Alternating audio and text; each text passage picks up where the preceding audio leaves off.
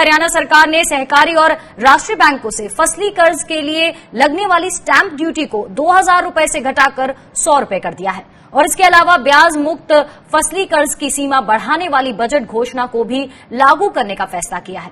पहले किसान किसी सहकारी संस्था से केवल 1.5 लाख रुपए ही ब्याज मुक्त फसली कर्ज ले सकते थे और अब इसकी अधिकतम सीमा को बढ़ाकर 3 लाख रुपए कर दिया गया है। इसके अलावा इसमें राष्ट्रीय बैंकों को भी शामिल किया गया है। इस योजना का लाभ आपको बता दें पाने वाले के लिए किसानों को तय समय में अपना कर्ज चुकाना होगा और मेरी फसल मेरा ब्यौरा पोर्टल पर अपने सभी सहकारी कर्जों का ब्यौरा देना होगा। इस फैसले की जानकारी देते हुए प्रदेश के उप मुख्यमंत्री दुष्यंत चौटाला ने बताया कि सरकारी खरीद एजेंसियां अनाज खरीदने के बाद किसानों के भुगतान में से कर्ज का पैसा काटने के बाद बकाया पैसे का भुगतान करेगी। किसान नेता कर्ज वसूली के इस तरीके पर सवाल उठा रहे हैं। दरअसल इस साल गेहूं खरीद के दौरान मध्य प्रदेश में भी कुछ सहकारी समितियों ने इसी तरह से किसानों के कर्ज वसूली करने की कोशिश की थी और इस पर किसानों के तीखे विरोध को देखते हुए सहकारी समितियों ने पैसे काटने बंद कर दिए थे।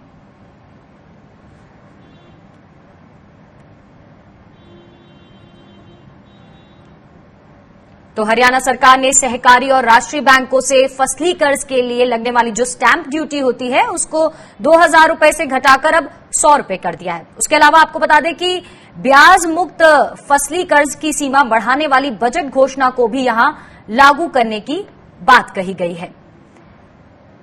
जैसा कि पहले किसान किसी सहकारी संस्था से केवल 1.5 लाख रुपए ही ब्याज मुक्त फसली कर्ज ले सकते थे, अब इसकी अधिकतम सीमा को बढ़ाकर 3 लाख रुपए कर दिया गया है और इसके अलावा आपको बता दें इसमें राष्ट्रीय बैंकों को भी शामिल किया गया है और इस योजना का लाभ पाने के लिए किसानों को तय सीमा में अपना कर्ज चुकाना होगा और जैसा कि आपको पता है कि मेरी फसल मेरा ब्यौरा पोर्टल है, उस पर भी अपने सभी सहकारी कर्जों का यहां किसानों को ब्यौरा देना होगा। और इस फैसले की जानकारी देते हुए प्रदेश के उप मुख्यमंत्री दुष्यंत चौटाला ने बताया कि सरकारी खरीद एजेंसियां अनाज खरीदने के बाद किसानों के भुगतान में से कर्ज का पैसा काटने के बाद जो बकाया पैसा है उसका भुगतान करेगी। यानी किसान नेता कर्ज वसूली के इस तरीके पर सवाल उठा रहे हैं। दरअसल इस साल गेहूं खरीद के दौरान मध्य प्रदेश में भी कुछ सहकारी समितियों ने इसी तरह से किसानों के कर्ज वसूली करने की कोशिश की थी, लेकिन इसका तीखे रूप से विरोध हुआ था और उसके बाद सहकारी समितियों ने पैसे काटने बंद कर दिए थे। तो किसानों को जो ब्याज मुक्त कर्ज मिलेगा उस पर भी यहां कहीं ना कहीं सवाल उठते हुए।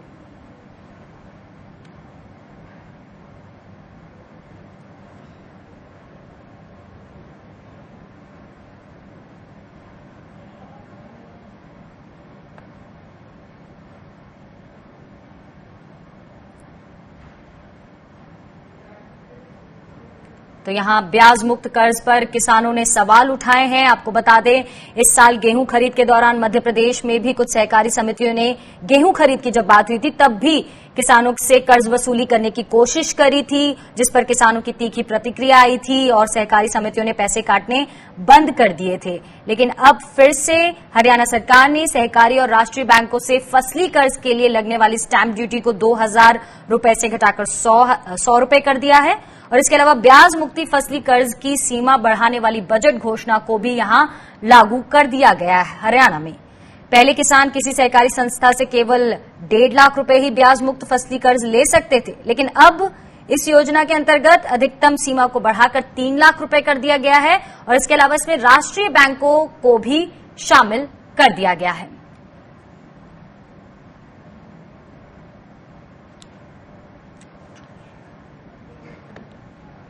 उसी पर बातचीत करने के लिए हमारे साथ फोन लाइन पर मौजूद हैं CACP यानी कृषि लागत और मूल्य आयोग के पूर्व चेयरमैन टी हक जी।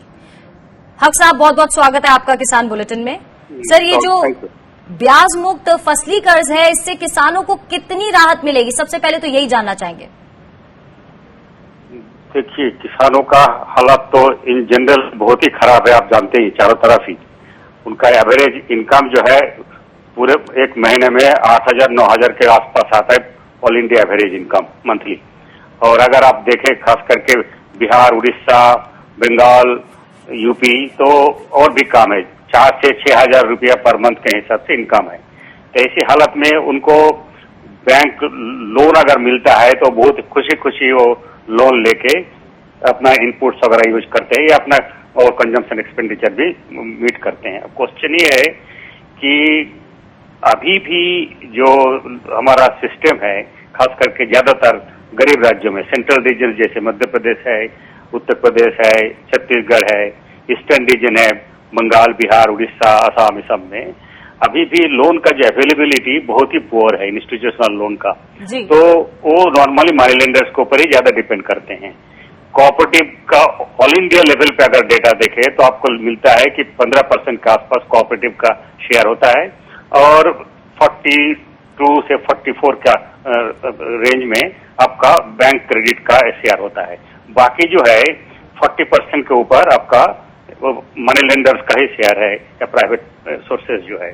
अब क्वेश्चन है, आप स्टेट गवर्नमेंट जब लोन ये करते हैं फायदा तो होगा, जैसे मैंने कहा कि उनकी इकोनॉमिक कंडीशन बहुत ही खराब है, तो जो भी आप उनको रिलीफ दे दें तो एक रिलीफ के रूप में उनको राहत मिलेगा, इसमें कोई डाउट नहीं है। लेकिन अगर खाली आप कोऑपरेटिव बैंक जिसमें स्टेट गवर्नमेंट का ज्यादा होल्ड होता है, चूंकि उनके कंट्रोल में होता है, तो उसी में ही वो ये करते हैं, मतलब कन्फाइन करके उसी का इंटरेस्ट रेट माफ कर देते हैं।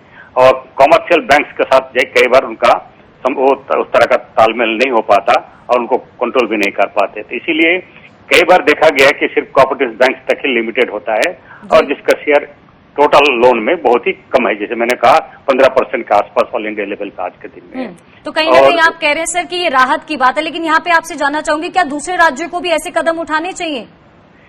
मेरे ख्याल से जब हालात खराब रहता है किसानों का तो उठाने में कोई नुकसान नहीं है।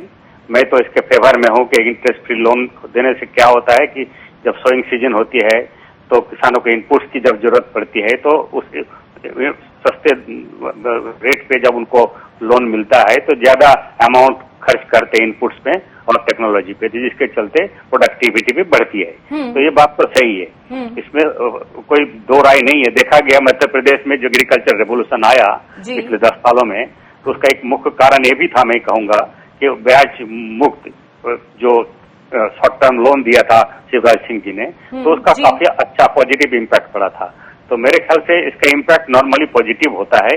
कई लोग इसके खिलाफत भी करते, इकोनॉमिस्ट में जानता है इस बात को, लेकिन जी सर, सरकारी खरीद के पैसे से कर्ज का पैसा काटकर किसानों को भुगतान करने के फैसला है ये सामने आ रहा है, जिसका किसान यहाँ पर विरोध कर रहे हैं। उनका कहना है कि बैंक दूसरे सेक्टर के लिए दिए जाने वाले कर्ज में ऐसा नहीं करता है, तो इस पर क्यों? वो ठीक है, लेकिन फिर भी रिलीफ के रूप में है, किसानों को इससे फायदा ही होगा, नुकसान नहीं है। लेकिन ये है कि अगर आप उस तरह से कंपेयर करने लगेंगे कि एसएमई सेक्टर्स में इतने मिल गए बेनिफिट या बड़े इंडस्ट्रीज किस तरह का कंसेशन मिल गए, तो वो एक अलग इशू है, उसमें पॉलिटिक्स आ जाता है। लेकिन मैं ऑब्जेक्टिवली कहूंगा कि सभी सेक्टर्स को भी एड्रेस करने की जरूरत है। सरकार कोशिश कर रही है, एमएसएमई सेक्टर्स को भी कोशिश कर रही है कि क्रेडिट फैसिलिटीज देके कैसे रिवाइव किया जाए। और खास करके आपने देखा होगा पिछले दिनों भी वो क्या कहते हैं, लार्ज इंडस्ट्रीज को भी रिलीफ दिया। अब एग्रीकल्चर को भी रिलीफ देने की जब बात होती है तो मेरे ख्याल से इसको वेलकम कह रहे हैं कि ये सरकार का अच्छा कदम है, इससे राहत मिलेगी किसानों को, लेकिन यहाँ कहीं ना कहीं किसान इस बात का विरोध करते हुए नजर आ रहे हैं। बहुत बहुत शुक्रिया डॉक्टर हक हमारे साथ जुड़ने के लिए।